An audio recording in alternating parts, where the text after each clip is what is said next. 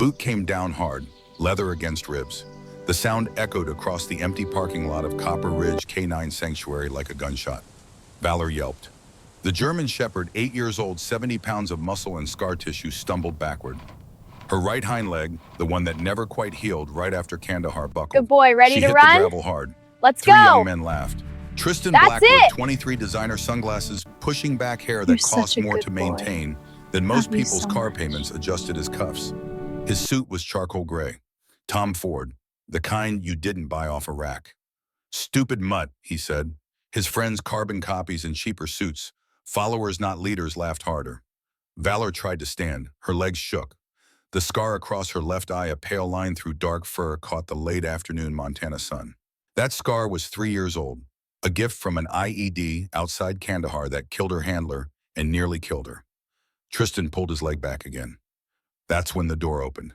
Claire Donovan stepped out of the sanctuary's main building, 16 years old, 5'4", honey blonde hair pulled back in a ponytail that hadn't been washed in 2 days because there hadn't been time. Her jeans had a hole in the left knee. Her boots were her father's, too big. She'd stuffed newspaper in the toes. She saw the boot. She saw Valor. She ran. Hey, her voice cracked. She hated that. Hated how young she sounded. How small. Tristan turned, saw her, smiled. Hey yourself, sweetheart. Claire put herself between him and the dog. Valor limped behind her, whimpering. Claire's hands were shaking, but she balled them into fists so he wouldn't see. She's a war dog, Claire said. She served 6 years. She saved lives. And you just kicked her. Tristan looked at his friends, looked back at Claire. The smile never left his face. You going to do something about it?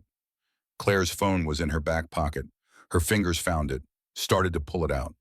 Tristan moved fast. He grabbed her wrist, twisted, not hard enough to hurt, just hard enough to show he could. I don't think so, he said. The phone clattered to the gravel. Then he shoved her. Claire stumbled backward. Her father's boots, too big, too clumsy, betrayed her. She hit the ground next to Valor. The impact knocked the air from her lungs. This whole place, Tristan said, gesturing at the sanctuary behind them, the old barn converted to kennels. The small office building, the 120 acres of Montana ranch land stretching to the lake, is going to be gone in 2 weeks. My father's buying it. We're building something actually worth something. He stepped closer. And you little girls should stay out of things you don't understand.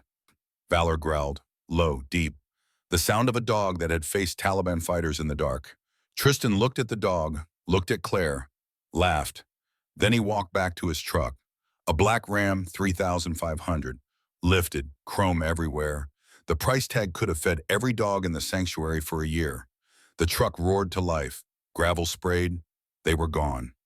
Claire sat in the dust. Valor pressed against her side and felt something crack open inside her chest. Not fear, rage. But Claire Donovan had learned a long time ago that sometimes you say the words anyway. Sometimes the lie is all you have to hold on to. She picked up her phone. Screen cracked. Still worked. She called the sheriff's office. The line rang, rang. Sheriff's Department, how can I help you? I need to report an assault, Claire said, and to show him an animal abuse. The dispatcher's voice changed, professional to concerned. Are you hurt, honey? No, but there's a dog here who... What's your location? Copper Ridge K9 Sanctuary, off Highway 93. Stay where you are. I'm sending a deputy. The line went dead. Claire looked at Valor, really looked. The dog's breathing was shallow, fast. Her eyes, one brown, one clouded white from the IED, were wide with something that looked like fear but wasn't. Fear was simple. This was deeper. This was remembering. I know, Claire said softly. I know it brings it back. She thought about her father. Sergeant Daniel Donovan, United States Marine Corps, K9 handler, killed in action Iraq 2018. Claire had been 8. The memory hit her like it always did. No warning. Just suddenly they're sharp as broken glass. The Marines at the door, dress blues, faces like stone. Her mother's scream, the flag, folded, heavy. We regret to inform you. Claire blinked hard, pushed it down. She'd gotten good at that over the past 8 years, pushing things down, keeping them buried. Valor leaned into her. The dog knew. Dogs always knew. Hero introduction, 300 to 800. 15 minutes later, a sheriff's SUV turned off the highway and rolled up the gravel drive. Deputy Garrett Thorne stepped out. 39 years old, 6'1", the kind of build that came from carrying heavy things in hard places. Short brown hair going gray at the temples. Jawline that hadn't seen a razor in 2 days. A small scar above his left eyebrow, another on his right hand. He wore the standard Flathead County deputy uniform, but something about the way he carried himself said military. The posture, the economy of movement, the way his eyes scanned the property before he even closed the truck door. Those eyes landed on Claire, then on Valor. He knelt, slowly, hands visible, the way you approach a war dog. "Hey girl," he said quietly. Valor's ears perked. Garrett held out his hand, palm up, patient. Valor sniffed, once, twice, then licked his fingers. Garrett smiled, just barely. "Thought so," he said. He looked up at Claire. "Belgian Malinois, German Shepherd, Marine Canine Paw. How did you know?" Garrett pointed at Valor's right ear. A small tattoo. Numbers. "Service ID. I've seen a few." He stood, pulled out a notebook. "I'm Deputy Thorne. You're the one who called." Claire nodded. "Claire Donovan. Tell me what happened." She did. All of it. The kick, the shove, the threats. Garrett wrote everything down. His face never changed. Professional. Calm. But Claire noticed his jaw tighten when she mentioned Tristan's name. "Tristan Blackwood," Garrett repeated. "You know him." "I know his father." Something in his voice made Claire's stomach drop. "Is that going to be a problem?" Garrett looked at her, really looked. The kind of look that saw through bullshit and pretty words straight down to the truth. "No," he said. "It's not going to be a problem." He knelt again, this time next to Valor. Ran his hands gently along her ribs. The dog flinched. "She needs a vet," Garrett said. "Ribs might be bruised, could be cracked." "I can't," Claire started. Stopped. Couldn't afford it. Couldn't say it out loud. Garrett seemed to understand. "There's a clinic in Kalispell," he said. "Doc Hendricks. Tell him I sent you. He'll work something out." "Thank you." Garrett stood, closed his notebook. "I need to ask you something," he said, "and I need you to tell me the truth." Claire waited. "This sanctuary, you work here? Volunteer after school?" The owner, Miss Evelyn McKnight. "She here inside." Garrett looked past Claire at the main building. Old. Paint peeling. Roof that probably leaked when it rained. "Blackwood said this place is closing," Garrett said. "That true?" Claire's throat tightened. "We're behind on the mortgage," she said quietly. 2 months. The bank said, they said if we don't pay by the end of the month, they're going to foreclose. "How much?" $65,000. Garrett's expression didn't change, but something flickered in his eyes. Something that looked like recognition, like he'd seen this story before. "And Blackwood wants the land," he said. It wasn't a question. "He's been calling Miss Evelyn every week for 6 months, offering to buy. She keeps saying no, so he—" Claire's voice caught. "He's been making it harder. The bank loan officer, that's his golf buddy. The county inspector who keeps finding violations, that's his cousin. We can't keep up." "No," Garrett said quietly. "I don't imagine you can." He looked at Valor again. The dog had settled. Her breathing was better, but she kept her eyes on the driveway. Watching, waiting. Once a war dog, always a war dog. "I served with a K9 handler once," Garrett said. He wasn't looking at Claire anymore. He was somewhere else, somewhere far away. "Kandahar, 2019. Marine Sergeant. Name was Michaela Hayes." Claire's breath stopped. "This her dog?" Garrett asked. "You knew her." "I knew of her. He paused. "She was good at her job. She died saving Valor 3 years ago. IED. She threw herself on top of the dog." Garrett was quiet for a long moment. "Yeah," he said finally. "That sounds right." He turned back to his SUV, opened the door, paused. "I'm going to write up a report," he said. "Animal abuse. Simple assault. I'll talk to Tristan Blackwood. But you should know something, Claire." "What?" "His father is Victor Blackwood. He owns half the timber contracts in northwest Montana. He's got lawyers, connections. County commissioner calls him for permission before he takes a shit." Claire felt the rage from earlier crack wider. "So nothing's going to happen." "I didn't say that." Garrett's voice was hard now, granted. "I said you should know what you're up against." He climbed into the SUV, started the engine, then he leaned out the window. "My number's on the card I gave you. If Tristan comes back, if anyone comes back, you call me. Don't wait. Don't try to handle it yourself. You call." "Okay." I mean it, Claire. She nodded. The SUV rolled back down the drive. Claire stood there, Valor at her side, and watched until the dust settled. Then she turned and walked back toward the main building. The sanctuary was quiet. It was always quiet now. 3 years ago, there had been 50 dogs here. War dogs, police dogs, service dogs retired from lives of protecting and serving and fighting and bleeding. Now there were 12. Funding dried up. Donors disappeared. The world moved on. But Evelyn McKnight hadn't. Claire found her in the office, 72 years old, white hair pulled back in a bun, tight enough to make a drill sergeant weep, face like weathered leather, hands that shook with arthritis but never stopped working. She was bent over the desk, staring at a stack of papers that looked like bills. Miss Evelyn. The old woman looked up, saw Claire's face. What happened? Claire told her. All of it, again. By the time she finished, Evelyn had closed the bills and was staring out the window at the kennels beyond. Victor Blackwood's boy, she said quietly. You know him? I know his father, knew his grandfather too. Henry Blackwood. Good man, fought in Korea. Came home and built an honest lumber business. Her jaw tightened. Henry would be ashamed of what his grandson became. The deputy said Blackwood has connections. He does. So what do we do? Evelyn stood, slowly, her knees protested. Everything protested at 72. She walked to the window. Outside in the kennels, 12 dogs slept or paced or stared at nothing, remembering wars they couldn't forget. My husband died on Omaha Beach, Evelyn said. June 6, 1944. He was 20 years old. I was 19, pregnant. He never met our son. Claire had heard this story before, but she listened anyway. After the war, I asked myself what he died for. Democracy, freedom, those big words. But really, Evelyn turned. He died so people like me could live without being afraid of people like Victor Blackwood. But we are afraid. I know. Evelyn smiled. It was sad. But fear and surrender aren't the same thing. She walked to her desk, pulled open the bottom drawer, took out a folder. This sanctuary has been running for 49 years, she said. I started it in 1977 with my veteran's widow pension and a piece of land my husband's life insurance bought. I've saved 632 dogs. War dogs, police dogs, dogs that gave everything and got nothing back. She set the folder on the desk. Victor Blackwood wants this land because it's beautiful. Lakefront, perfect for a resort. He doesn't care about the dogs. He doesn't care about the veterans. He cares about money. So we fight him, Claire said. We fight him.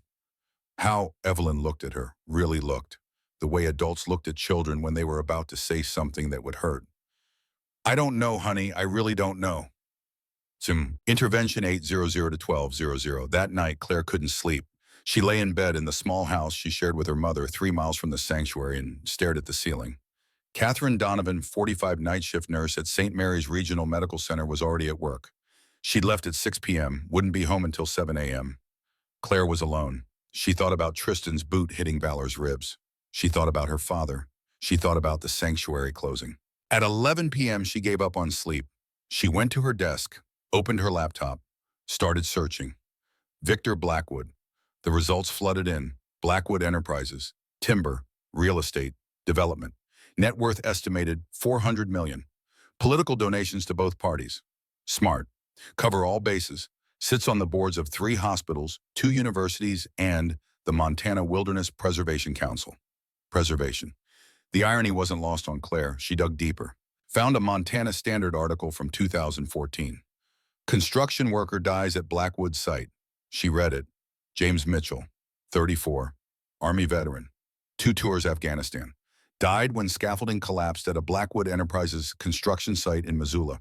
OSHA investigation found multiple safety violations. Blackwood Enterprises paid a $50,000 fine. The family received an undisclosed settlement. The article mentioned James Mitchell left behind a wife and 3 children. Claire found the wife's Facebook page. Harper Fleming, remarried, new last name, still in Montana. Claire sent a message. My name is Claire Donovan. I'm trying to learn more about what happened to your first husband. I know this is painful, but I think Victor Blackwood is trying to hurt more people. Would you be willing to talk? She didn't expect a response. Not at 11 p.m., not about something that happened 12 years ago. But at 11:43, a notification popped up. Harper Fleming had replied, yes. The next morning, Claire went to the sanctuary before school. She found Garrett Thorne's SUV parked outside. He was standing by the kennels with Evelyn. They both turned when Claire walked up. "Morning," Garrett said. "You're here early. Wanted to check on Valor. How is she?" Doc Hendricks looked at her last night. "Ribs are bruised but not broken. She'll be okay." Relief flooded through Claire. "Thank you. Don't thank me yet." Garrett's face was grim. "I talked to Tristan Blackwood last night, and he denied everything and said you were making it up. Said he was at his father's office all afternoon." "That's a lie." "I know. I pulled his cell tower records. He was here, but his father's lawyer called my boss this morning. Made it very clear that if I pursue this, there will be consequences. For you. For everyone." Claire felt the rage crack wider. "So that's it. He just gets away with it."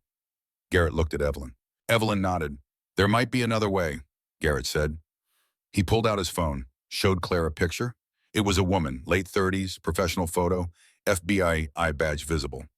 "Special Agent Sloan Ryder," Garrett said. "She works out of the Helena Field Office, Financial Crimes Division. She's been investigating Victor Blackwood for 18 months. For what? Money laundering, bribery, tax fraud. But she can't get enough evidence to move forward. Blackwood's smart. Keeps everything compartmentalized, uses intermediaries." "Why are you telling me this?" "Because if we want to stop Victor Blackwood, we need to build a case. A real case. With witnesses, documents, evidence." Claire's heart started to race. "And you think we can do that?" "I think," Garrett said slowly, "that if we're very careful and very smart, we might be able to find the cracks." Evelyn stepped forward. "Claire, honey, you don't have to do this. This is dangerous. Blackwood is powerful. If you go after him—" "He's already going after us," Claire said. "He's already trying to take the sanctuary. He already hurt Valor. What's he going to do that's worse?" Garrett and Evelyn exchanged a look. "A lot," Garrett said quietly. "He can do a lot worse." Claire thought about her father, thought about the folded flag in her mother's closet, thought about the last thing he'd said to her before he deployed. "Kangai ba, if I don't come home, remember this. Good people don't always win right away. But if we don't stand up, bad people definitely win. I believe you'll do the right thing." She looked at Garrett. "I'm in," she said. "Claire, I'm in." Evelyn sighed, pulled Claire into a hug. "Your father would be proud," she whispered.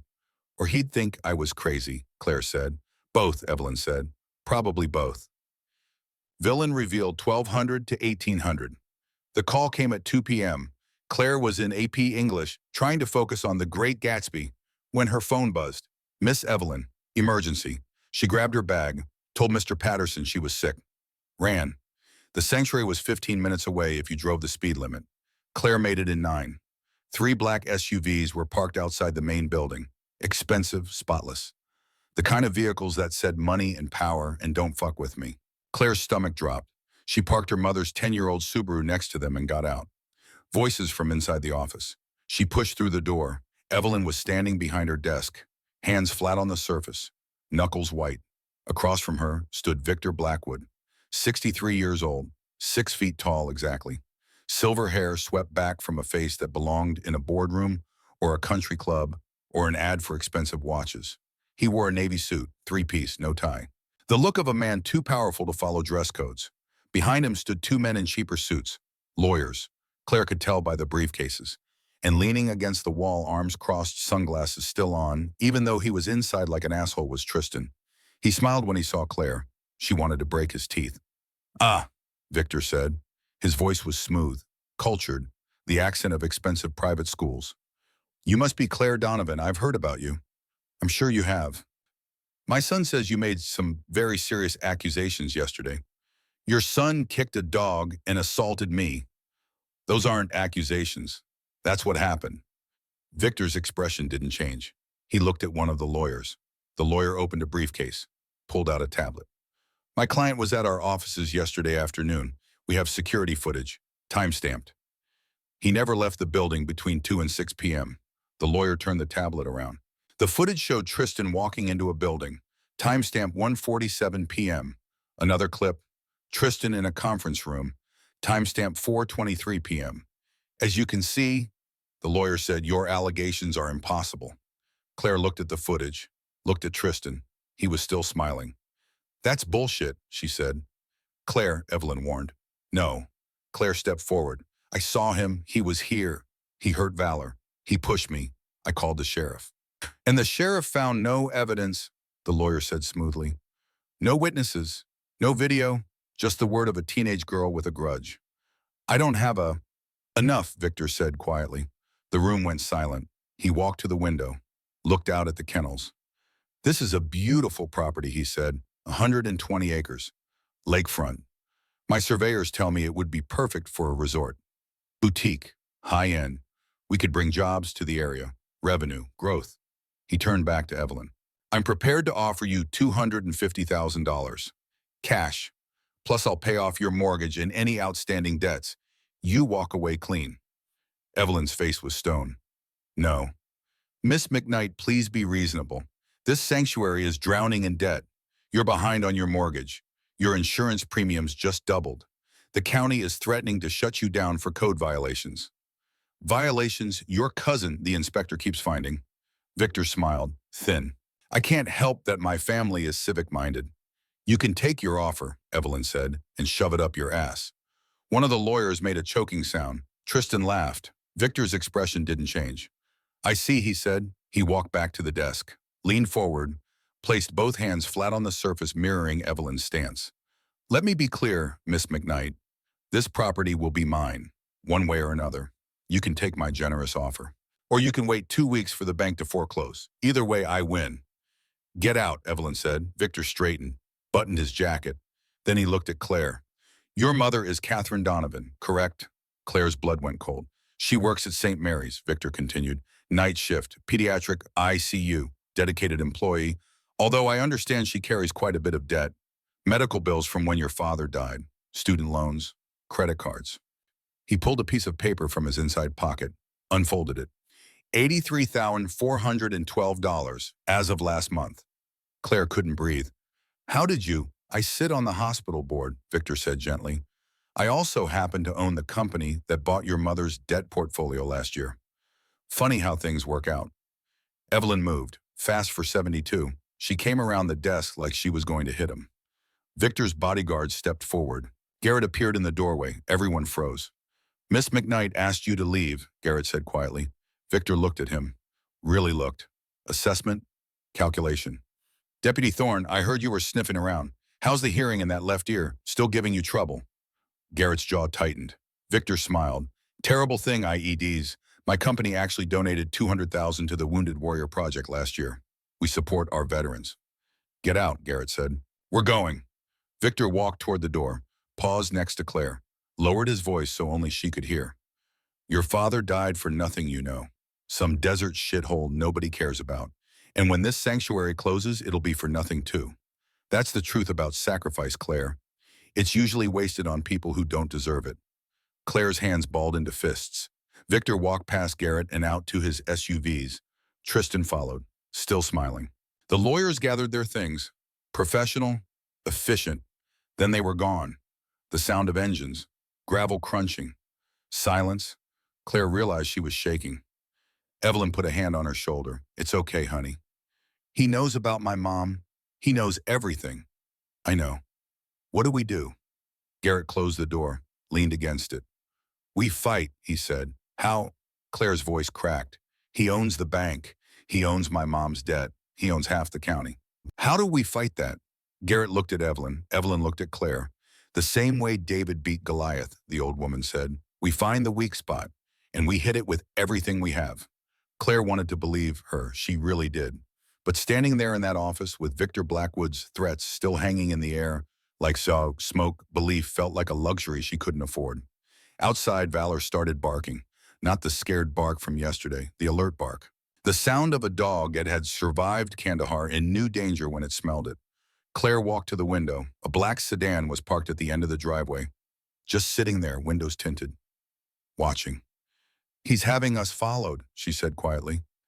Garrett pulled out his phone, took a picture of the sedan, ran the plates. Registered to a private security firm out of Billings. Blackwood Enterprises is their biggest client. So what now? Garrett looked at his phone. Then at Claire. Now, he said, we stop playing defense. Now we hit back. End of part 1. The war had begun. Victor Blackwood thought he was fighting a 72-year-old woman and a teenage girl. He had no idea what was coming. If you're still watching, comment below. Tell me where you're from. Tell me you believe in justice. Because in part 2, things get worse before they get better. Subscribe. Share this. The algorithm only shows this to people who engage. Don't let this story die. Claire stood at the window, Valor at her side, and watched the black sedan watch them back. "Dad," she whispered, "I hope I'm doing this right." Somewhere in whatever place dead Marines go, maybe Sergeant Daniel Donovan heard. Maybe he was proud. Or maybe he was terrified his little girl had just declared war on a man who could crush her without even trying. Either way, there was no going back now. The fight for Copper Ridge K-9 Sanctuary had begun. And Claire Donovan, 16 years old, scared, angry, and absolutely not backing down, was about to learn what her father already knew. Sometimes the only way to honor the fallen is to fight like hell for the living. Even when you're outgunned, even when you're alone, even when you have no idea how to win. You fight anyway, because surrender isn't an option when you're standing on ground watered with the blood of people who believed in something bigger than themselves. The sun set over Montana. The black sedan stayed where it was. Inside the sanctuary, 12 war dogs slept, and Claire Donovan started planning. 2 days after Victor Blackwood's visit, Claire sat in a corner booth at the Grizzly Diner 3 towns over from Copper Ridge. She told her mother she was studying at the library. She told Miss Evelyn she was at school for debate practice. Both were lies. Across from her sat Harper Fleming, 32 years old. Brown hair pulled back in a practical ponytail. Nurse's scrubs under a winter jacket. Tired eyes that had seen too much and forgiven too little. The coffee between them had gone cold 20 minutes ago. Neither of them cared. "I wasn't sure you'd come," Claire said. "I almost didn't." Harper wrapped her hands around the mug anyway, seeking warmth that wasn't there. "My husband, my current husband, he doesn't know I'm here. He thinks I've moved on. Let it go." "Have you?" Harper looked at her, really looked. The way people look when they're deciding whether to trust you with the truth. "My first husband's name was James Mitchell. He was 34 when he died. Army Ranger, 2 tours in Afghanistan, came home without a scratch." She pulled out her phone, scrolled, showed Claire a picture. A man in uniform, broad shoulders, smile that could light up a room. 3 small children clinging to his legs like he was the only solid thing in the world. "That was taken 2 months before he died," Harper said. Her voice was steady, too steady, the kind of steady that came from practice. "He'd just gotten the job with Blackwood Enterprises. Good pay, benefits, union pension. He was so happy. Said we could finally get ahead, finally stop drowning." Claire's chest tightened. What happened? The scaffolding collapsed. 10th floor of a condo project in Missoula.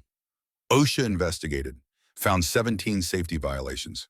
Blackwood had been cutting corners for months, buying cheap materials, skipping inspections, pushing crews to work faster, longer, more. Harper's hands shook slightly. She noticed, flattened them on the table. James fell 80 feet. 3 other men were injured.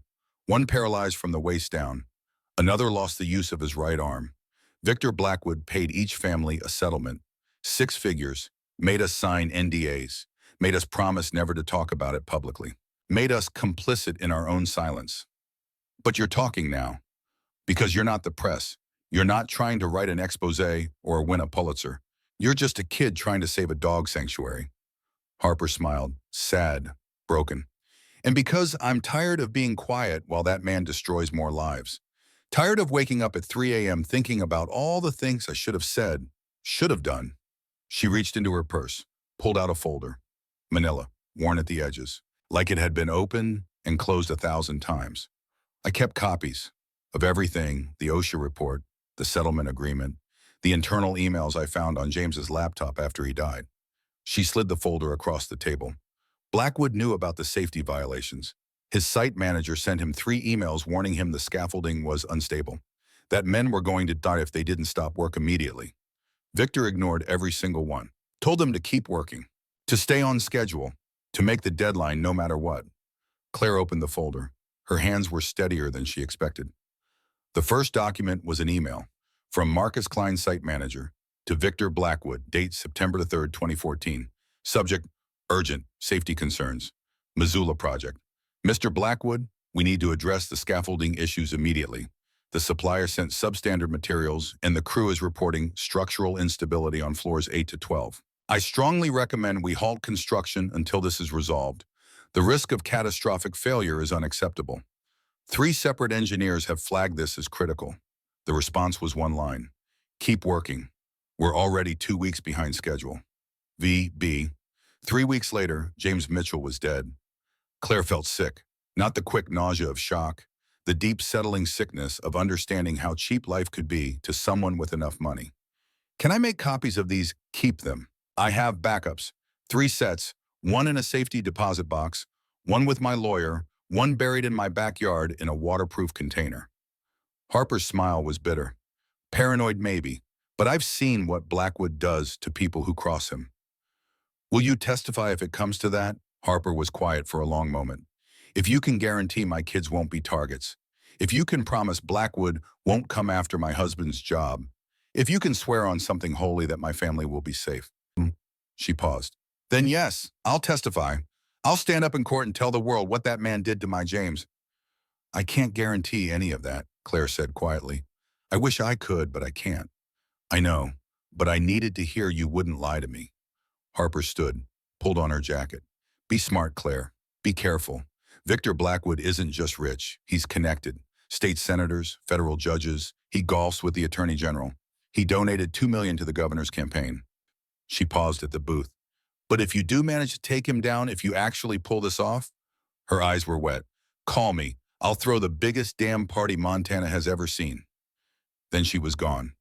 Claire sat alone with the folder, with James Mitchell's death certificate, with the proof that Victor Blackwood valued money more than human life. She pulled out her phone, texted Garrett, found something big. Can you meet? The response came 30 seconds later. Where sanctuary? 1 hour. On my way. Claire paid the check, left a $20 tip on a $12 meal because the waitress looked tired and the world was already hard enough. She walked out to her mother's Subaru. The black sedan was parked across the street. Different car than 2 days ago. Different plates. Same company logo barely visible on the door. Blackwood's people. Watching. Always watching. Claire didn't look at them directly. She'd learned that from nature documentaries. Predators respond to direct eye contact. Better to act like you don't notice. Like you're not a threat. She got in the car, started the engine, drove.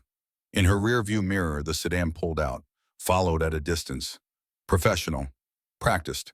Claire's hands tightened on the wheel, but her face stayed calm. She thought about valor, thought about her father, thought about James Mitchell falling 80 feet because a billionaire wanted to meet a deadline. The rage that had been building inside her chest for days finally found focus. Let them follow. Let them watch. Let them report back to Victor Blackwood that she wasn't scared, even if she was, even if her hands shook when she thought about what she was doing, even if some part of her wanted to pull over and throw up. She kept driving. The sedan stayed 3 cars back the whole way. 40 minutes to Copper Ridge, 40 minutes of watching them watch her. When she pulled into the sanctuary, they drove past, slow, making sure she saw them, making sure she knew. Claire parked, sat in the car for a moment, breathed. Then she grabbed the folder and went inside. Garrett was already there. So was Evelyn. And 3 other people Claire didn't recognize. Claire, Garrett said, standing, I'd like you to meet some folks. The first was an old man, 74 if he was a day, white hair cut military short, face like carved wood. He wore a Navy ball cap with USS Missouri stitched in gold thread, a jacket covered in patches from battles Claire had only read about in history books.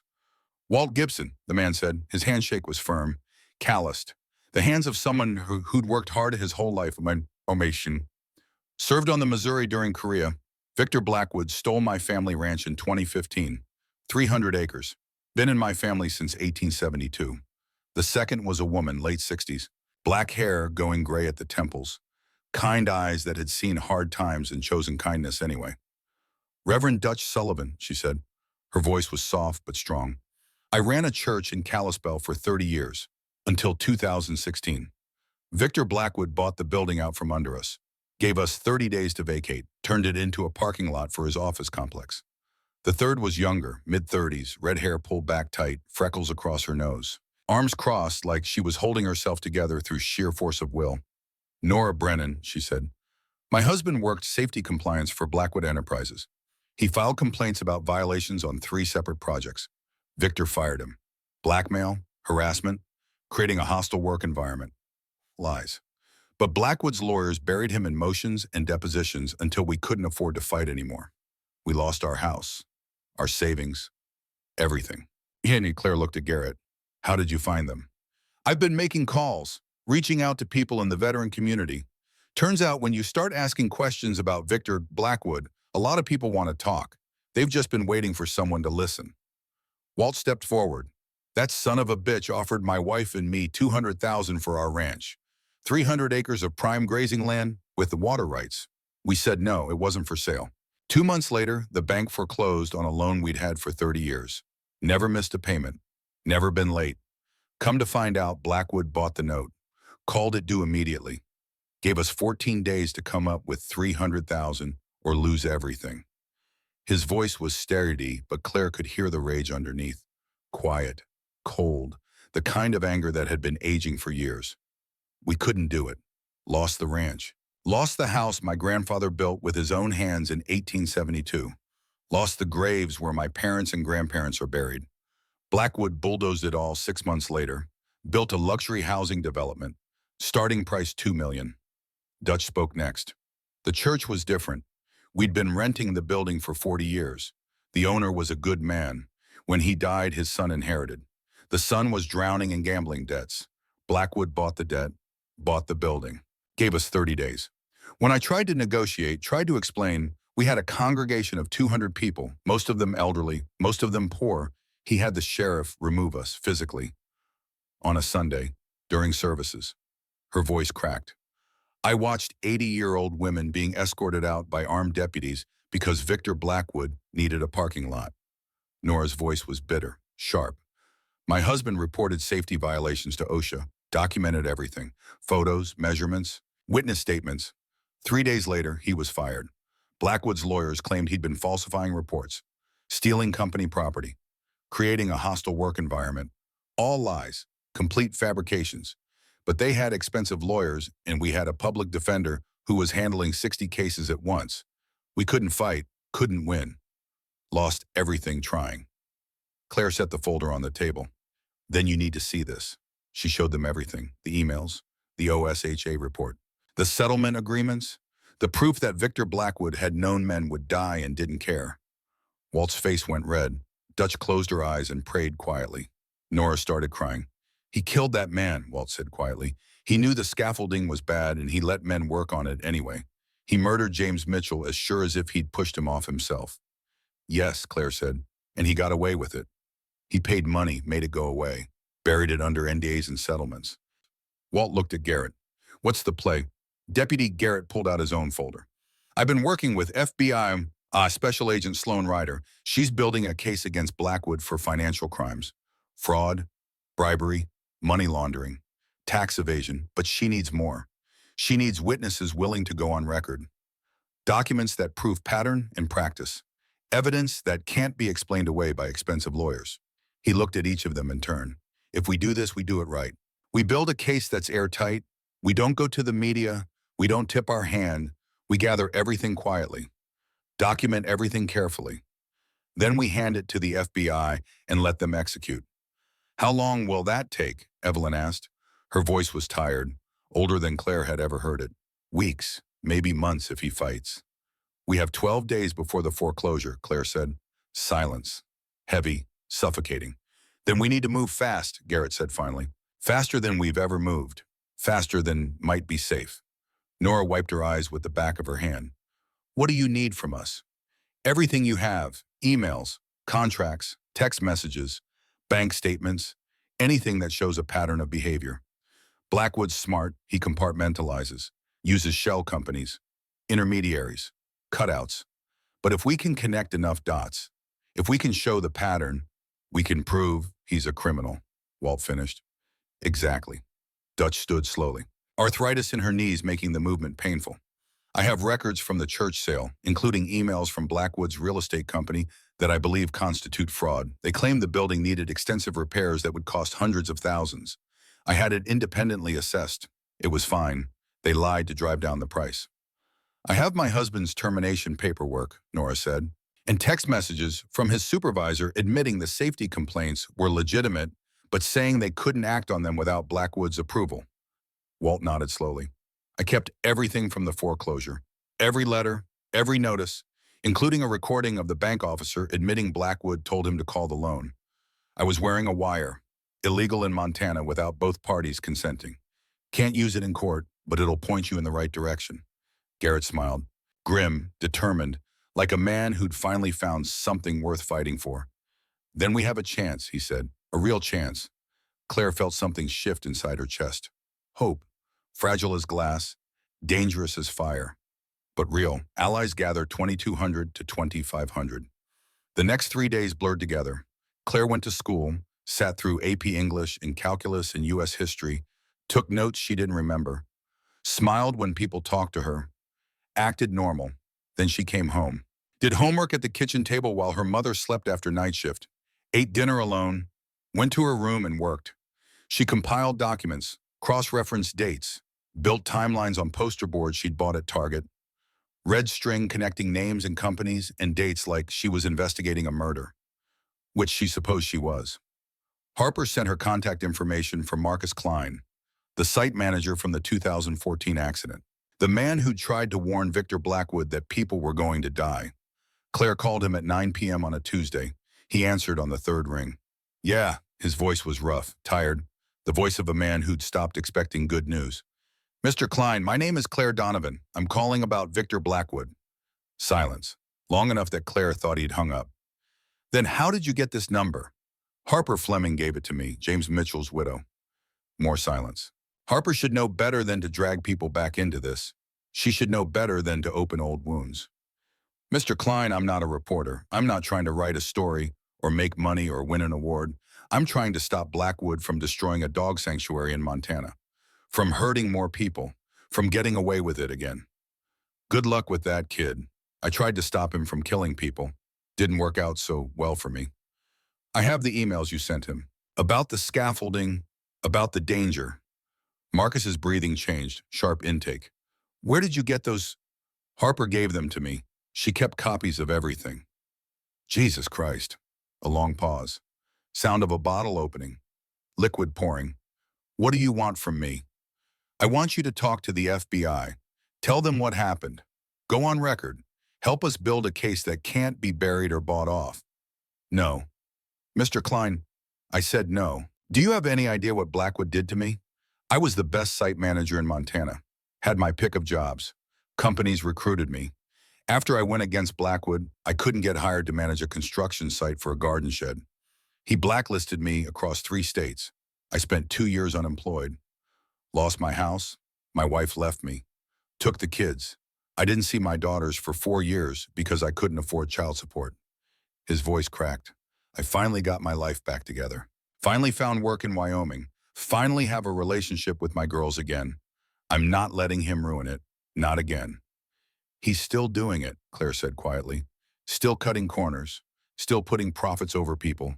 Still destroying lives. Not my problem. What about James Mitchell's kids? Are they your problem? Silence. Claire pushed harder, felt cruel doing it, but did it anyway. James Mitchell had 3 children.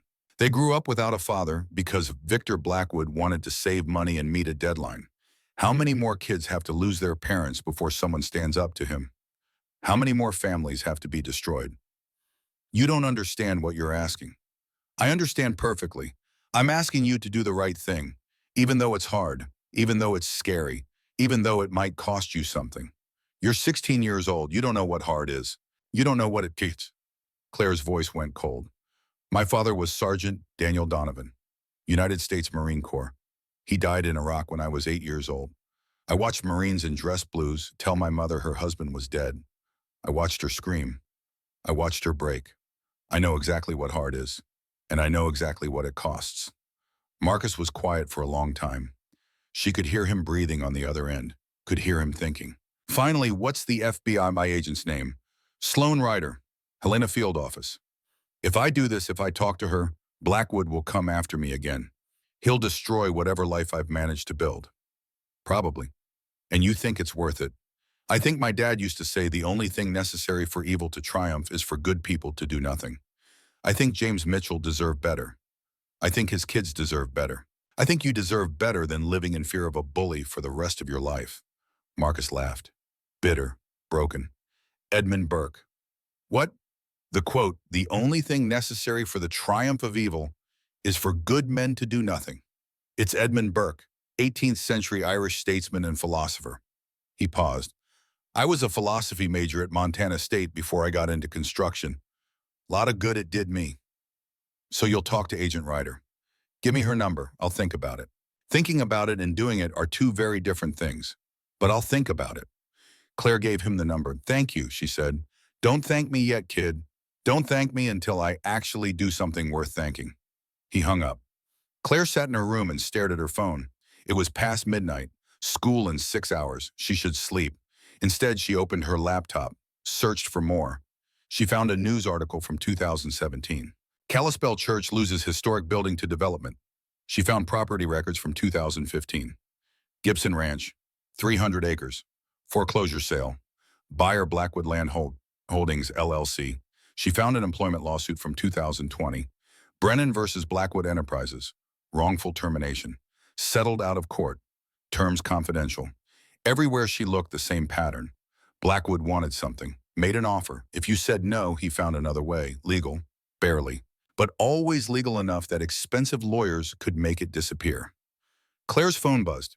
Garrett, meeting tomorrow, 6 p.m. Sanctuary. Agent Ryder will be there. Claire's heart started to race. Okay, bring everything you have. This is it. She looked at the poster board on her wall, the timeline, the connections, the evidence. Was it enough? She didn't know. But it was all they had. She closed her laptop, lay down, tried to sleep. Outside, somewhere into the darkness, a car engine idled. Black sedan, different plates, same company. Watching. Always watching. Midpoint confrontation, 2500 to 3000 FBI.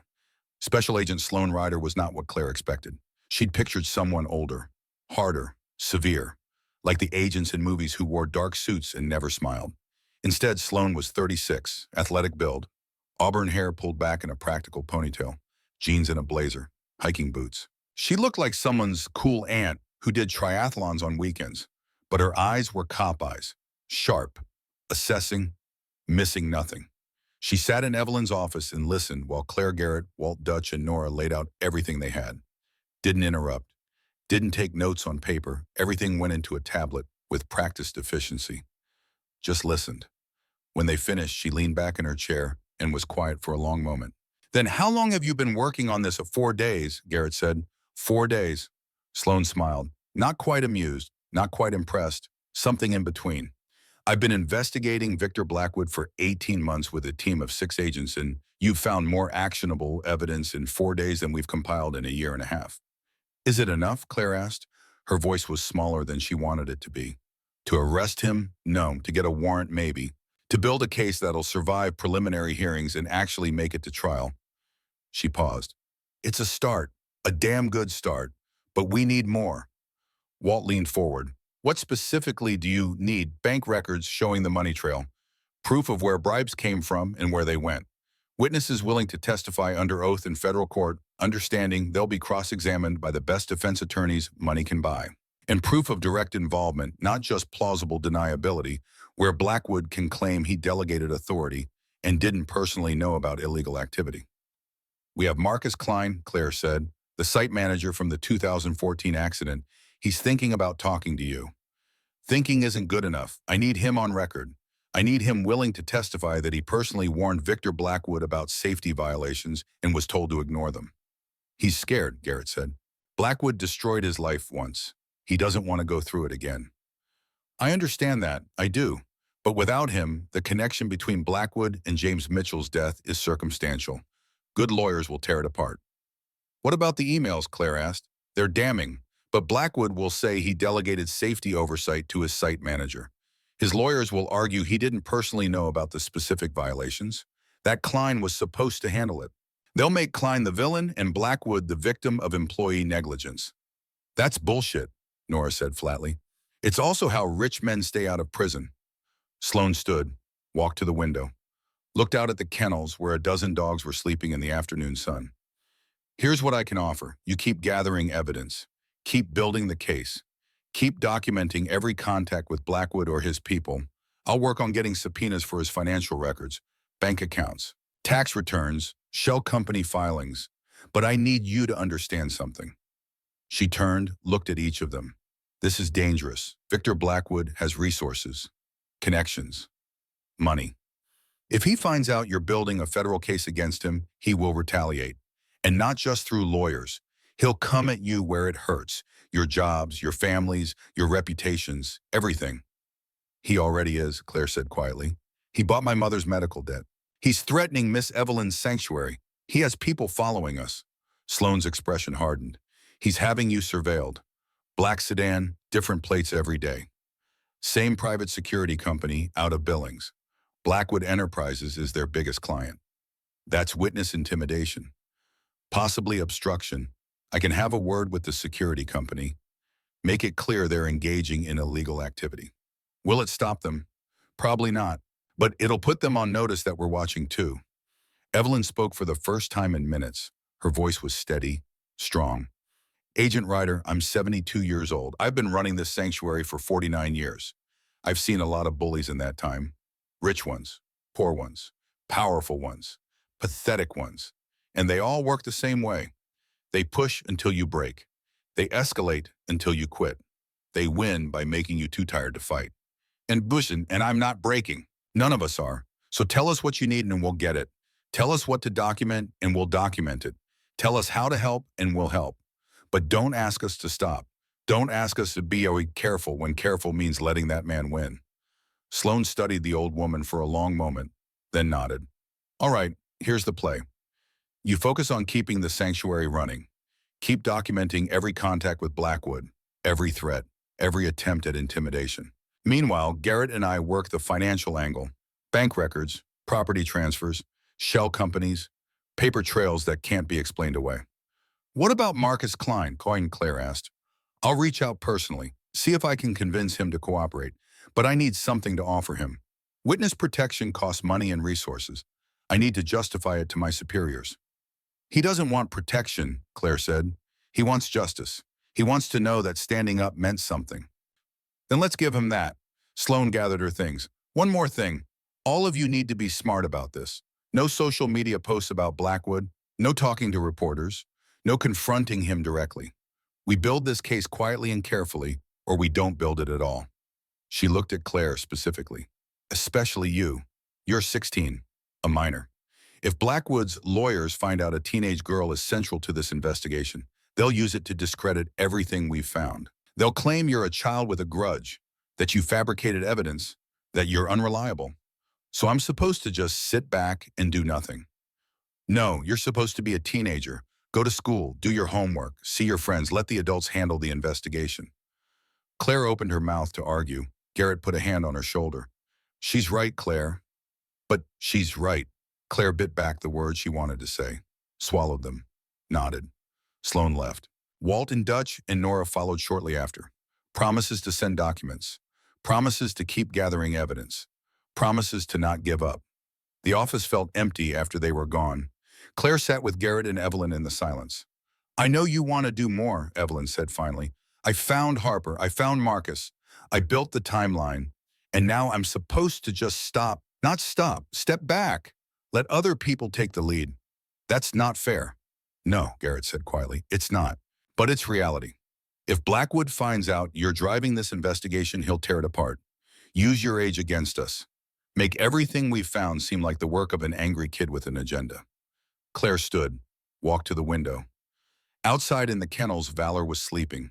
The dog's ribs were healing, the bruises fading. But the memory would stay. Violence always left scars, even when they weren't visible. What if we don't have time to build a case, Claire said.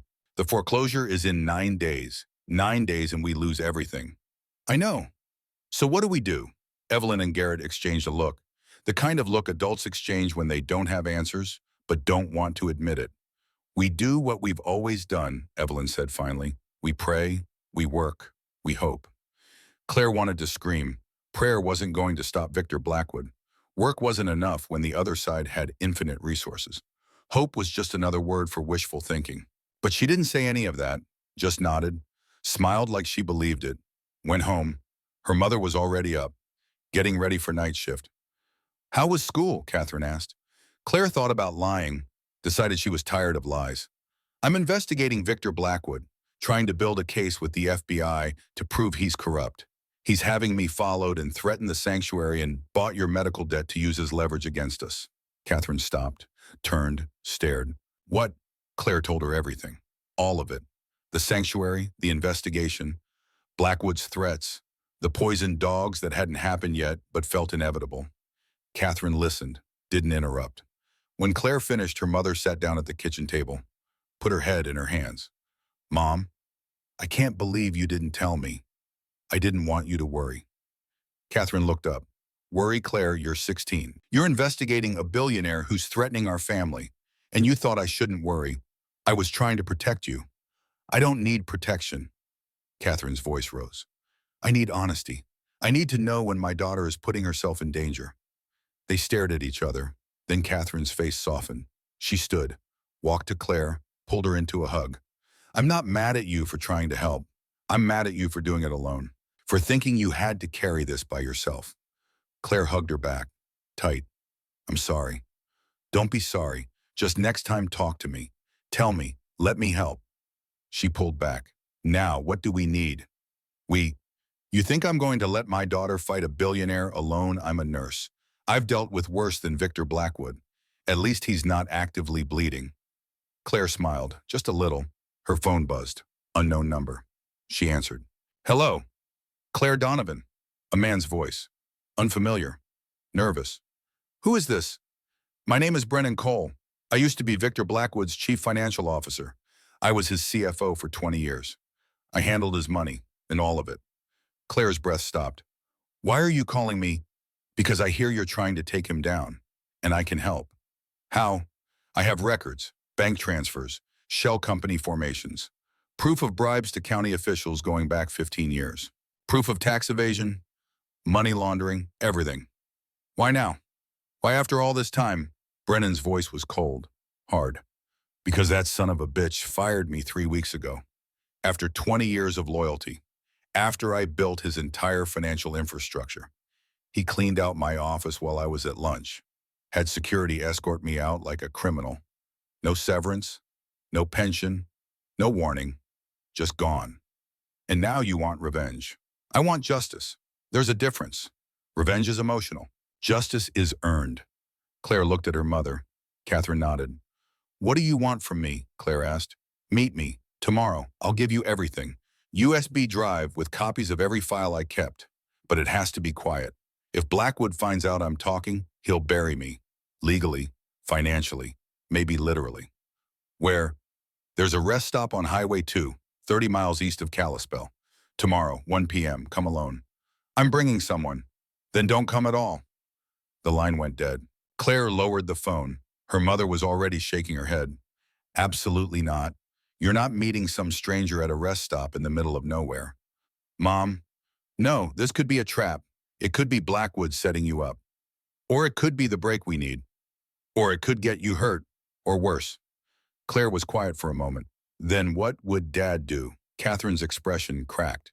Your father would do something stupid and brave and probably get himself killed, which is not the example you should be following. But he'd do it. Yes, he would. Catherine sighed, which is why I'm coming with you. He said alone. And I said I'm coming, end of discussion. Claire smiled. Okay. And we're telling Garrett. Mom, end of discussion. Claire called Garrett, told him about Brennan Cole. There was a long silence on the other end. Then, this is either the best lead we've had or the dumbest thing you could possibly do. Wait, I'm leaning toward best lead. Of course you are. You're 16 and immortal. He sighed. I'm coming with you, and I'm bringing my service weapon. And if this goes bad, you're getting in the car and driving away while I handle it. Garrett, those are my terms. Take them or I call Sloan right now and she shuts this down. Claire looked at her mother. Catherine nodded. Fine, Claire said. Tomorrow, 1 p.m. She hung up, looked at the clock. 20 hours until they found out if Brennan Cole was their salvation or their destruction. Outside, a car engine started. Black sedan pulling away. Shift change. New watchers coming. The surveillance never stopped. Claire went to her room, lay on her bed, stared at the ceiling. Tomorrow, everything would change. One way or another. She just hoped she was ready. End of part 2. The pieces were moving. The case was building, but Victor Blackwood was still out there. Still powerful. Still dangerous. And Claire Donovan, 16 years old, scared, determined, and absolutely not backing down, was about to walk into the unknown with nothing but hope and the belief that doing the right thing had to count for something. Somewhere maybe her father was watching. Maybe he was proud. Or maybe he was terrified his daughter had inherited his stubborn refusal to quit, even when quitting was the smart thing to do. Either way, there was no going back now. Tomorrow, at a rest stop on Highway 2, Claire would either get the evidence that could destroy Victor Blackwood, or she'd learn that some fights are too big for 16-year-old girls to win. She closed her eyes, tried to sleep, failed, and waited for morning. The rest stop on Highway 2 was exactly what Claire expected. Empty, desolate. 2 picnic tables covered in bird droppings and carved initials from travelers who'd stopped for 5 minutes and kept driving towards somewhere better. A single bathroom building that looked like it housed every disease known to man, and a parking lot big enough for 18-wheelers that currently held 3 cars and a camper van with Idaho plates. 1 p.m. Claire pulled the Subaru into a space near the tree line. Garrett was beside her in the passenger seat, off-duty pistol in a shoulder holster under his jacket. Catherine was in the back, silent, watching. They'd argued about her coming. Catherine had won by pointing out that if something went wrong, 3 people could tell the story better than 2. Evelyn's shotgun was in the trunk, under a blanket, just in case. They waited. 1 minute, 5, 10. At 1:15, a silver Honda Accord pulled in, older model, early 2000s, dents in the passenger door, rust around the wheel wells, Montana plates that were 2 months expired. A man got out, late 40s, thinning brown hair that needed a cut, wire-rimmed glasses. He wore khakis and a windbreaker, like he was going to a parent-teacher conference, not committing corporate espionage. Brennan Cole. He looked around nervously, hands shaking slightly, saw Claire's car, walked over, slowly, like he was reconsidering with every step. Claire rolled down the window. Cold November air rushed in. "You brought people," Brennan said. His voice was tight, scared. "I told you I would. I said come alone. And I said no." Claire nodded at Garrett. "This is Deputy Garrett Thorne. He's working with the FBI on the Blackwood case. And this is my mother, Catherine. Whatever you tell me, you'll have to tell them anyway. We're not recording. We're not wired. We're just here to listen." Brennan looked at Garrett. Garrett looked back, steady, calm. The look of a man who'd faced worse things than nervous accountants in parking lots. "Are you armed?" Brennan asked. "Yes." "Are you going to shoot me?" "Not unless you try to hurt these 2. Then all bets are off."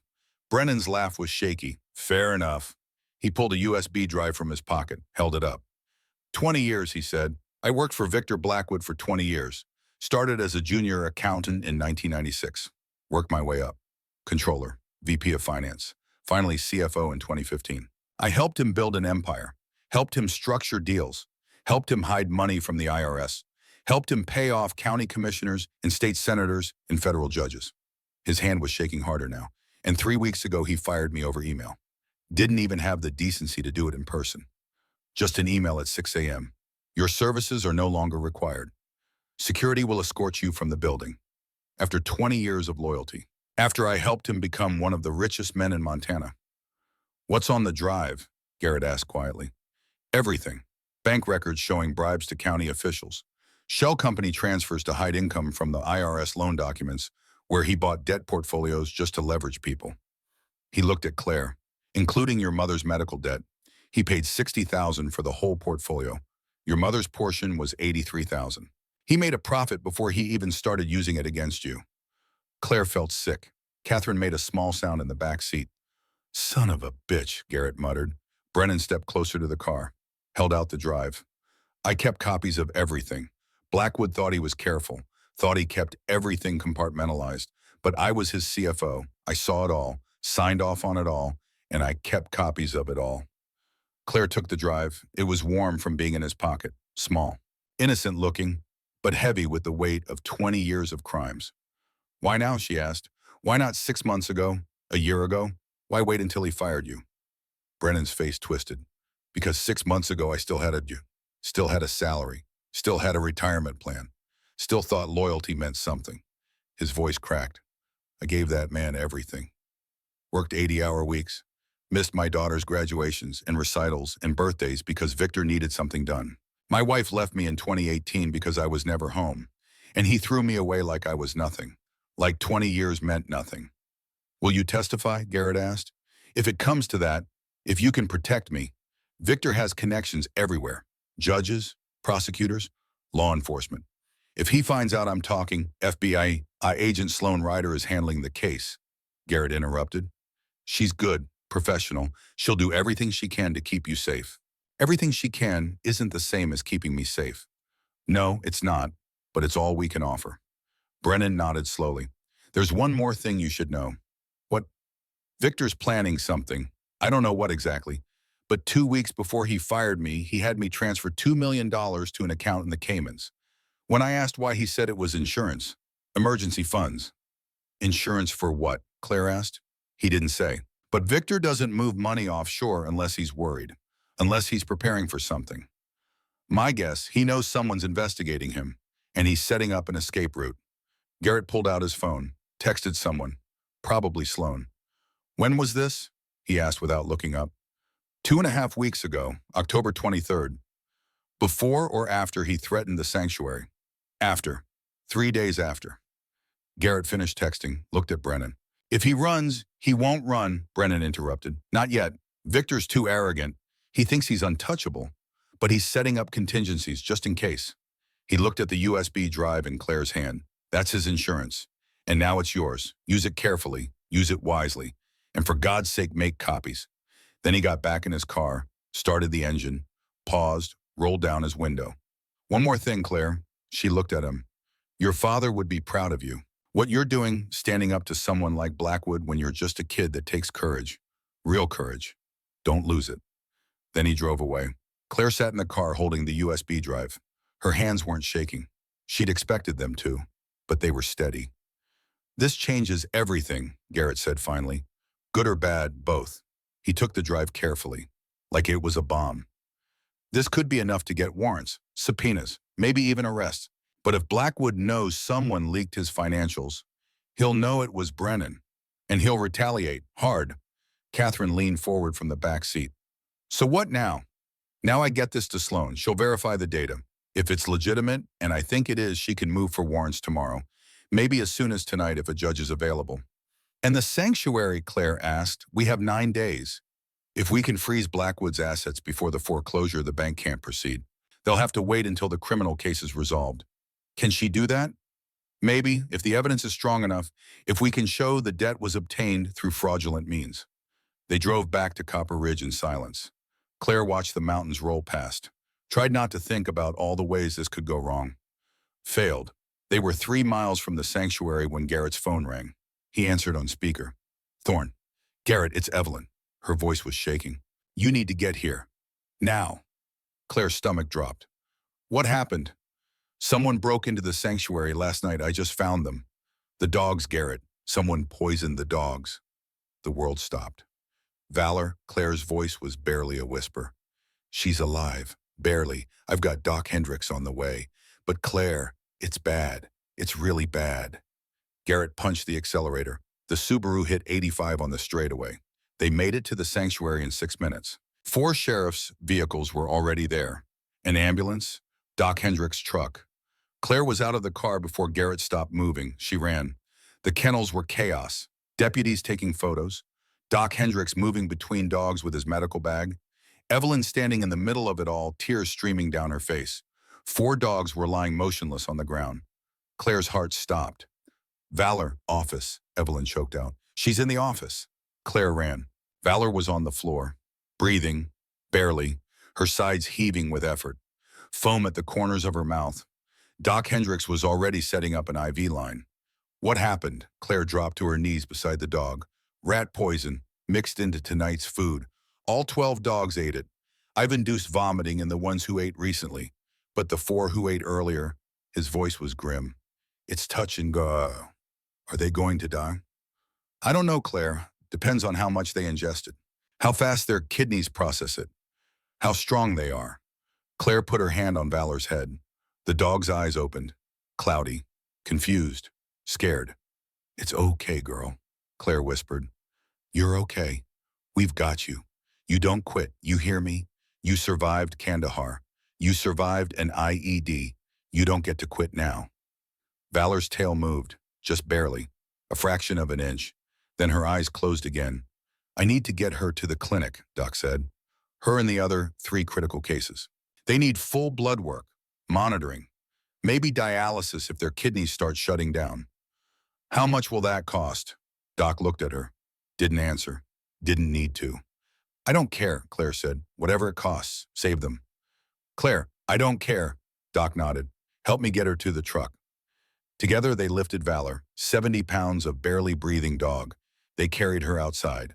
The other 3 critical cases were already being loaded. Duke, Belgian Malinois, 10 years old, police dog from Seattle, retired after taking a bullet saving his handler. Ranger, German Shepherd, 9 years old, Marine K9, 3 tours, Afghanistan, Dallas, Labrador mix, 8 years old, Army explosives detection, Iraq. All of them dying because someone wanted to send a message. Claire climbed into the truck bed with Valor. Held her. The truck started moving. She looked back at the sanctuary. Garrett was talking to the sheriff. Evelyn was standing alone. Looking old. Looking broken. And at the edge of the property, barely visible in the fading afternoon light, was a black sedan. Watching. Always watching. Claire's grief turned to rage.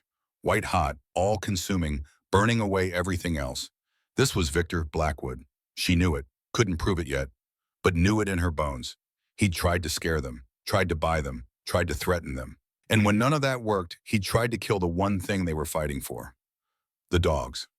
Claire pulled out her phone, texted Garrett with shaking hands. It was him. I know it was him. The response came 2 minutes later. I know, we'll prove it. Stay with Valor. She didn't respond, just held the dog and watched Copper Ridge disappear behind them. Darkest hour 3500 to 4200. The veterinary clinic in Kalispell was small. 4 exam rooms, 1 surgery suite. A waiting room with chairs that had seen better days. Doc Hendricks had called ahead. His entire staff was waiting when they arrived. They worked through the night. Claire sat in the waiting room. Garrett showed up at 10 p.m., sat beside her. Didn't say anything, just sat. At midnight, Catherine arrived with coffee and sandwiches nobody ate. At 2 a.m., Doc Hendricks emerged. His scrubs were covered in blood. Claire stood. Her legs were numb from sitting. Valor. She's alive. Stable. Critical but stable. The other 3, he paused, took off his glasses, rubbed his eyes. We lost Duke. His kidneys shut down before we could get him on dialysis. There was nothing we could do. Duke, 10 years old, took a bullet for his handler in Seattle, survived, retired, should have lived out his days in peace. Dead because a billionaire wanted to prove a point. Claire sat back down, put her face in her hands, didn't cry, couldn't cry, just breathed. In, out. The other 2, Garrett asked quietly, Ranger and Atlas are critical but responding to treatment. They'll need another day of monitoring, maybe 2, but I think they'll make it. And Valor, you can see her in about 30 minutes. She's in recovery. Doc sat down heavily in the chair across from Claire. The treatment costs for all 4 dogs, surgery, dialysis, medications, monitoring. It's going to be around $8,200. Claire looked up. I'll find it. Claire, I know the sanctuary is struggling. I'll find it. I can work with you on a payment plan. I'll find it. Her voice was flat, empty. Doc nodded, stood, walked back into the surgery suite. Garrett pulled out his phone. I'm calling Walt, Dutch, Nora. We'll get the money. How? Claire asked. How are we going to keep doing this? Keep fighting. He has infinite resources. He can just keep coming, keep hurting, keep destroying. And we're just people. We don't have money. We don't have power. We just have... She stopped. Couldn't finish. Garrett put his phone down. We have something he doesn't. What? We're right and he's wrong, and that has to count for something. Does it? Because from where I'm sitting, being right isn't worth much when the other side can poison dogs and walk away. Catherine sat down on Claire's other side, put an arm around her shoulders. Your father used to say something when things got hard, when he was deployed and scared and didn't know if he was coming home. Claire looked at her mother. What?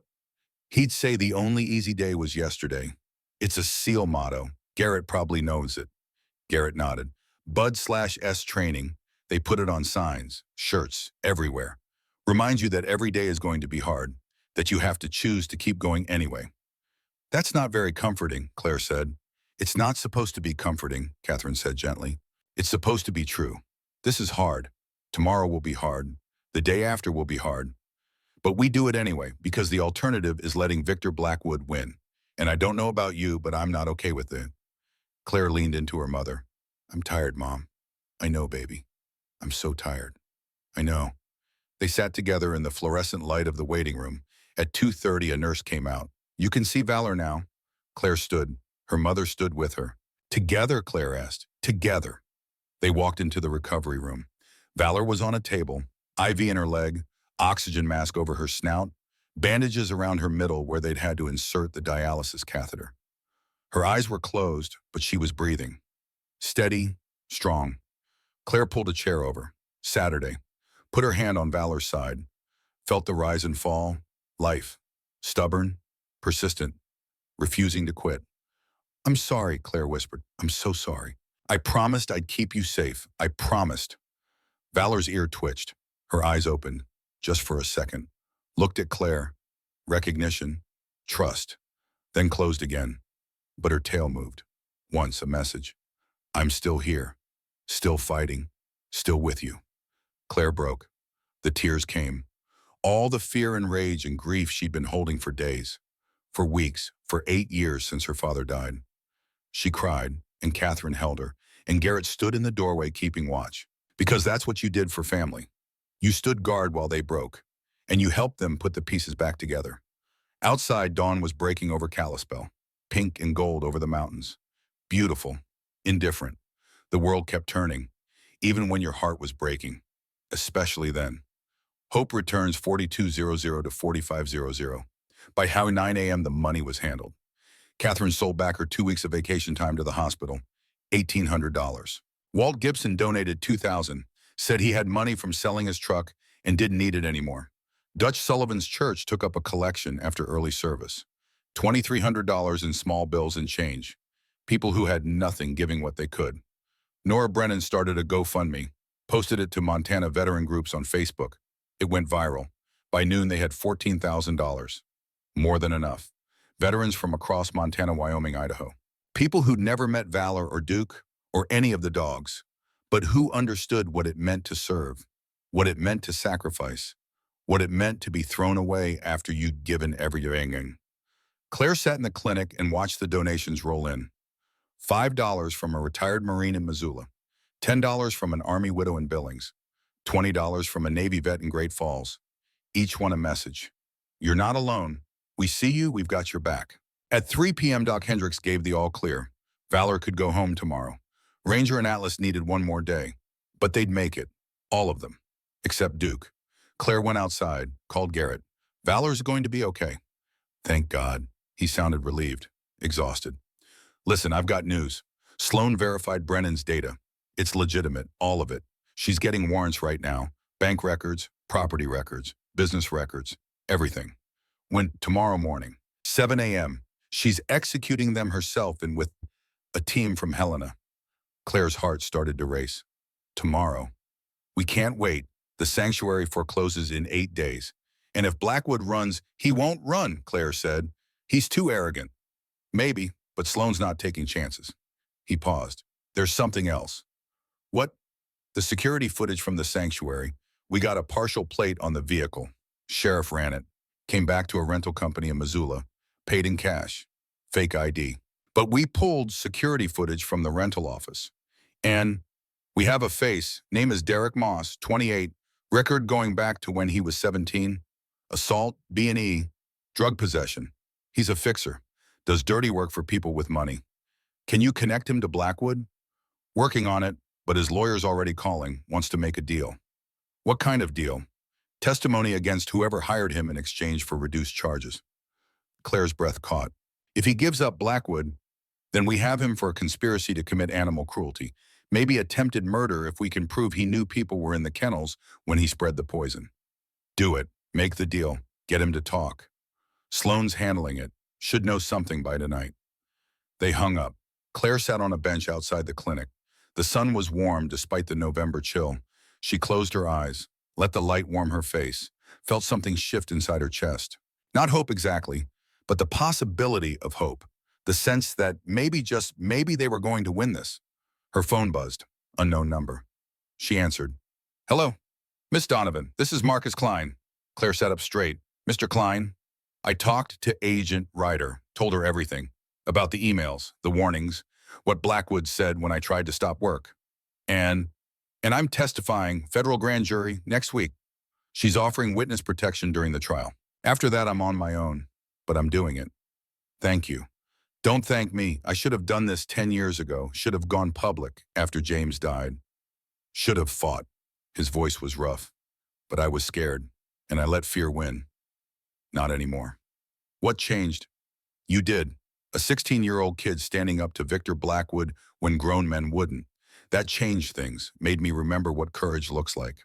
Claire didn't know what to say. Make him pay, Marcus said quietly. For James, for everyone he's hurt, make him pay. We will. Good. He hung up. Claire sat on the bench and felt the weight of it. All these people, Harper and Marcus and Brennan and Walt and Dutch and Nora, all of them choosing to stand up, choosing to fight, because she'd asked them to, because she'd shown them it was possible. The responsibility was crushing and necessary. At 5 p.m., Garrett called again. Derek Moss flipped, gave a full statement. Blackwood hired him through an intermediary, paid him $5,000 cash to poison the dogs. Moss didn't know about the people, thought it was just doings. Still makes him guilty, but it's not attempted murder. Did he name the intermediary? Yeah, a guy named Carson Webb, Blackwood's head of security. We're bringing him in now. And Blackwood, tomorrow morning, after we execute the warrants, after we have all the evidence, we do this right, Claire, no mistakes. No loopholes for expensive lawyers to exploit. Okay. How's Valor? Going home tomorrow. Good, that's good. He paused. Get some rest tonight. Tomorrow's going to be a long day. Garrett, yeah, thank you for everything. Don't thank me yet. Thank me when Blackwood's in handcuffs. They hung up. Claire went back inside, sat with Valor until visiting hours ended, whispered promises to a sleeping dog. Promises about justice, about safety, about never giving up. Then she went home. Her mother was waiting. They ate dinner together. Leftover casserole that one of Dutch's parishioners had dropped off. Neither of them tasted it. At 10 p.m., Claire went to bed, lay in the darkness. Tomorrow, everything would change, one way or another. Victor Blackwood would fall, or he'd crush them trying. Claire thought about her father, about Daniel Donovan, about what he'd say if he could see her now. Probably something about being careful, about letting adults handle it, about staying safe. But maybe not. Maybe he'd be proud. Maybe he'd understand that some fights you can't walk away from, even when you're scared, even when you're 16, even when the odds are impossible. You fight anyway, because surrender isn't an option when you're standing on ground watered with the blood of people who believed in something bigger than themselves. Claire closed her eyes. Tomorrow they'd see if courage was enough. If doing the right thing mattered. If a 16-year-old girl and a handful of broken veterans could bring down an empire. She slept and dreamed of her father and valor and justice. FB, irate and arrest 4500 to 5200 a.m. Claire's alarm went off. She'd barely slept, maybe 2 hours, but adrenaline made up for it. She dressed quickly, jeans, boots, her father's old Marine sweatshirt that still smelled like him if she tried hard enough. Downstairs, Catherine was already up, making coffee. You don't have to come, Claire said. I do. Mom, yes, I do. They drove to Whitefish in silence, 45 minutes north.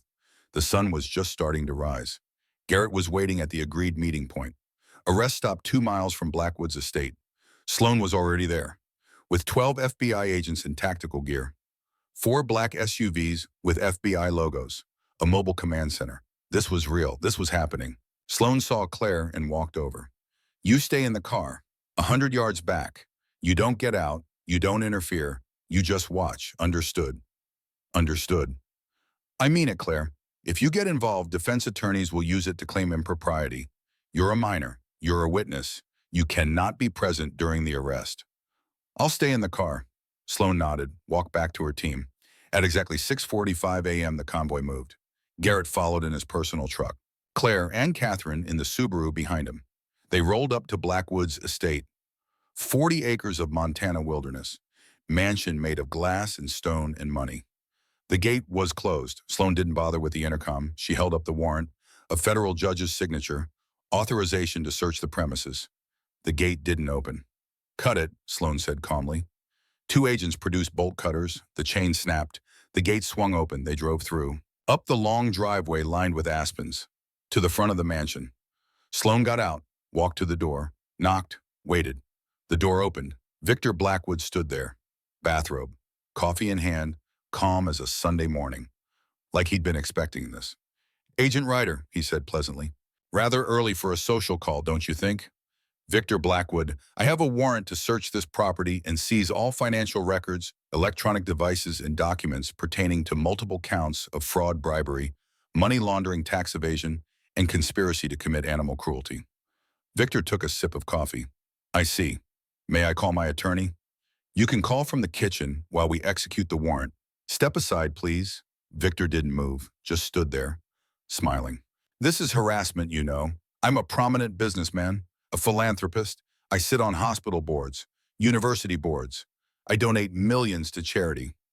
I'm aware of your public profile, Mr. Blackwood. Now step aside or I'll have you removed." Victor's smile widened. "By all means, search away. You won't find anything." He stepped back. The agents flooded in, 12 people in tactical gear spreading through the mansion like a tactical operation, which it was. Claire watched from the car, 100 yards back, just like she'd promised. Her hands were gripping the dashboard so hard they hurt. "He's too calm," she said. Catherine was in the driver's seat, watching. "Maybe that's just how he is. Maybe he really thinks he's untouchable. Or maybe he knows something we don't." They watched for 2 hours. Agents carried out boxes, computers, file cabinets, hard drives. So much evidence it took 3 trips to load it all. At 8:45 a.m. Sloan emerged. She walked to her SUV, made a phone call. 5 minutes later, she walked back to the house. When she came out, Victor Blackwood was with her, in handcuffs, still wearing the bathrobe. Coffee long since gone cold. "Victor Blackwood," Sloan said clearly, loudly, making sure everyone heard. "You're under arrest for bribery of public officials, fraud, money laundering, tax evasion, and conspiracy to commit animal cruelty. You have the right to remain silent. Anything you say can and will be used against you in a court of law. You have the right to an attorney. If you cannot afford an attorney, one will be provided for you." Victor looked at her, still calm, still smiling. "This won't stick. My lawyers will have me out in 6 hours. Maybe, but you'll still be arrested, still fingerprinted, still processed, still spend time in a federal holding cell. Your photo will be on the news by noon. Your reputation will take a hit it'll never recover from." Something flickered in Victor's eyes. Not quite fear, not quite anger. Realization, maybe, that this was real, that he wasn't untouchable, that he'd finally pushed too far. They put him in the back of an SUV, closed the door, drove away. Claire sat in the car and felt tears on her face. She was crying. But not from sadness, from relief, from disbelief. From the overwhelming sense that justice, real justice, was actually happening. "We did it," she whispered. Catherine reached over, squeezed her hand. "You did it." "No, we did it, all of us." Garrett walked over to the Subaru, leaned in the window. "How are you holding up?" "I can't believe that just happened." "Believe it. Victor Blackwood is in federal custody. Sloan's team found evidence of bribes going back 20 years. Shell companies in the Caymans, Panama, Delaware. Bank accounts we didn't even know existed. Brennan's USB gave us the map. The house search gave us the confirmation. What happens now? Now he gets arraigned, bail hearing, probably tomorrow. His lawyers will argue he's not a flight risk, that he has ties to the community. Will they let him out? I don't know, but even if they do, he's done. The evidence is overwhelming. He's going to prison, Claire. It's just a matter of how long." Claire nodded, couldn't speak. Garrett smiled.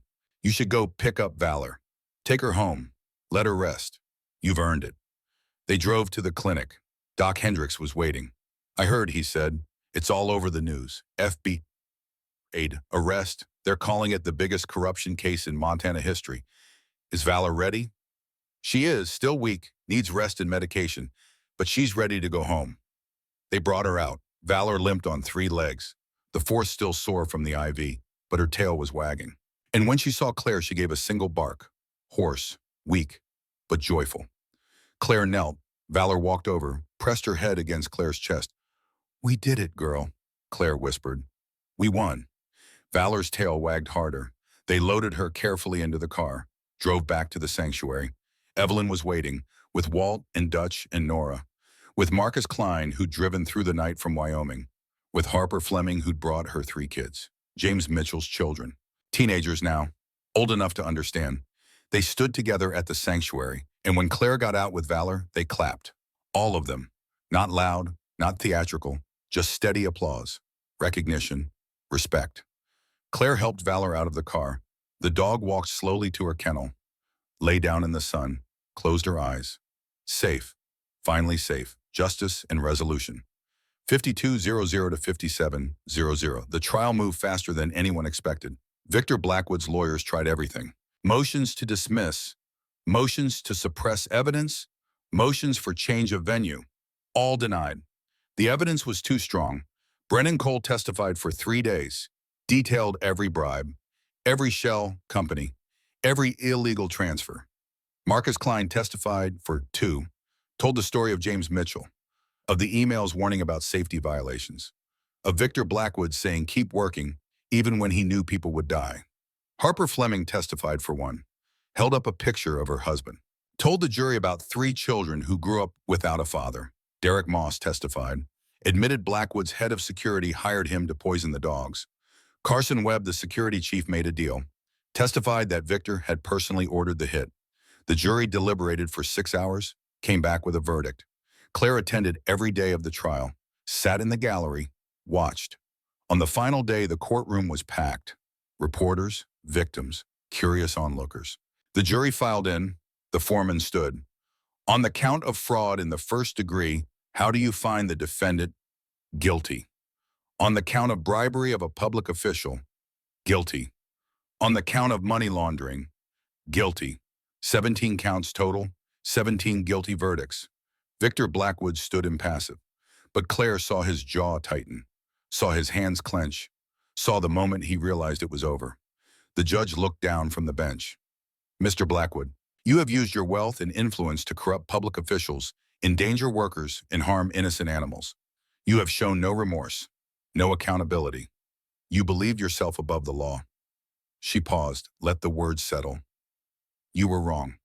I hereby sentence you to 22 years in federal prison.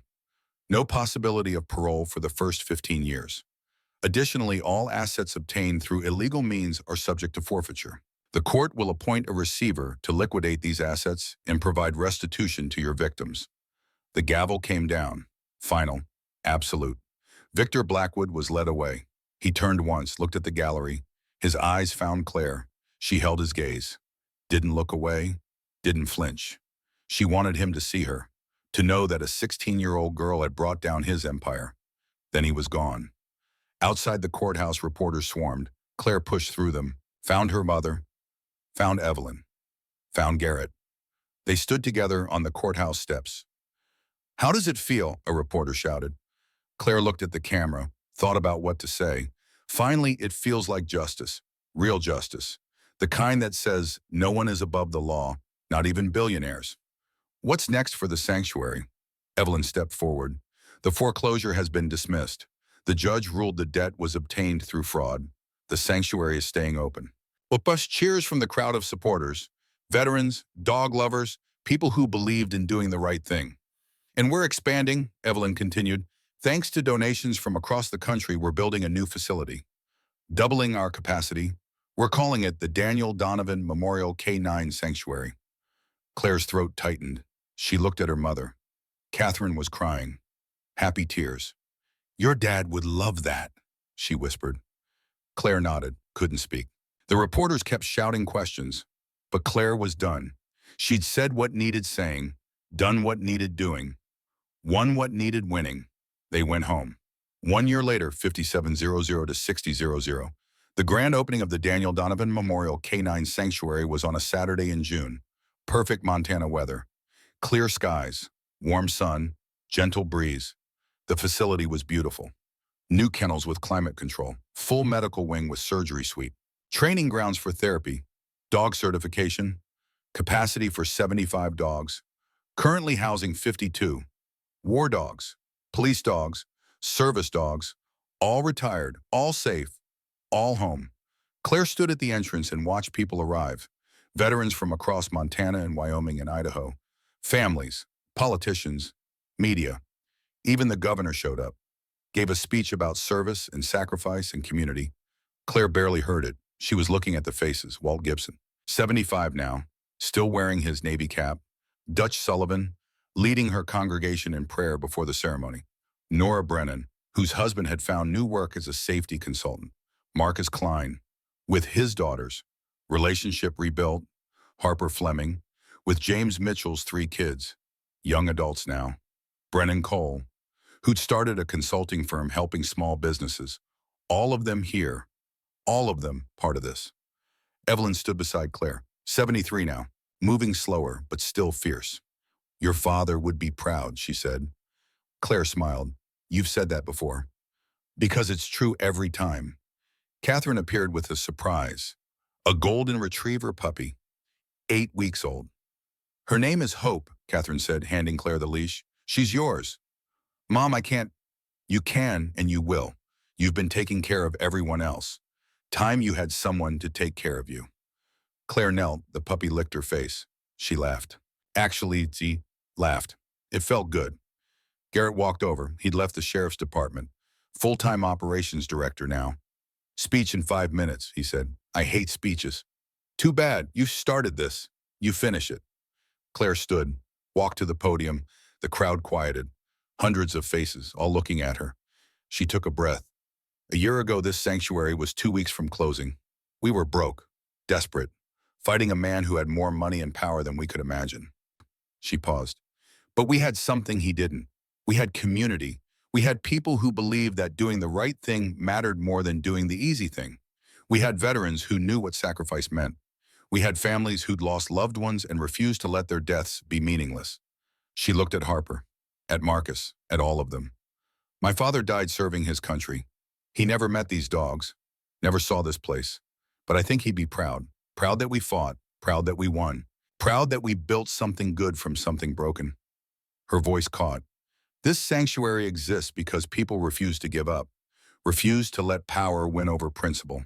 And it will continue to exist as long as we remember that every dog here represents a human being who gave everything, who served without question, who came home broken and was thrown away. She stepped back. The crowd erupted. Applause, cheers. Claire walked off the stage, found Valor waiting. 9 years old now, gray around the muzzle, moving slower, arthritis in her hips, but still here, still fighting. Claire knelt, put her forehead against Valor's. We made it, girl. We actually made it. Valor's tail wagged. They walked together through the facility, past the kennels, past the training grounds, to the memorial wall, photos of fallen K-9 handlers. Her father's picture was there. Sergeant Daniel Donovan, Marine Corps, died Iraq 2018. Next to him, Sergeant Michaela Hayes, Valor's handler, died Afghanistan 2023, and dozens more, men and women who'd given everything. Claire touched her father's photo. Thank you, she whispered, for teaching me to fight, for showing me what courage looks like, for believing I could do hard things. Behind her, the party continued. Music, laughter, hope. Garrett appeared at her shoulder. You did good, kid. We did good. Yeah, we did.